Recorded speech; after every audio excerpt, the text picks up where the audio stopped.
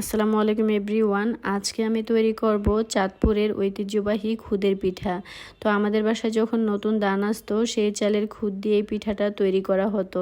তো আজকে আমি ট্রাই করব। তো দেখতে পাচ্ছেন প্রথমে আমি খুদগুলোকে ব্লেন্ড করে নিয়েছি, স্বাদ মতো লবণ আর পানি দিয়ে একটা ব্যাটার তৈরি করে নিব। বিশেষ করে নানুর কাছ থেকে শিখেছি এই পিঠাটা তৈরি করা। আজকে আমি প্রথমবার ট্রাই করলাম, তো আলহামদুলিল্লাহ পিঠাটা মোটামুটি হয়েছে। যদিও নানুর মতো হয়নি, তারপরেও খেতে পেরেছি, সেটাই আলহামদুলিল্লাহ। তো দেখতে পাচ্ছেন এভাবে আমি হাত দিয়ে সুন্দরভাবে ছড়িয়ে এক এক করে সবগুলো পিঠাই আমি বানিয়ে নিয়েছি। তো সবগুলো পিঠা আমার বাজার শেষ। এখন আমি চ্যাপা শুটকির ভর্তা তৈরি করব। আর গরম গরম চ্যাপা শুটকির ভর্তা দিয়ে এই পিঠাটা খেতে কিন্তু অসম্ভব মজার হয়। আপনারাও চাইলে সেম রেসিপি ফলো করে ট্রাই করে দেখতে পারেন। তো দেখেন পিঠাগুলো সম্পূর্ণ বানানো আমার কমপ্লিট।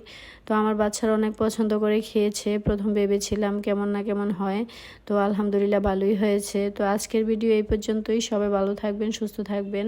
আল্লাহ।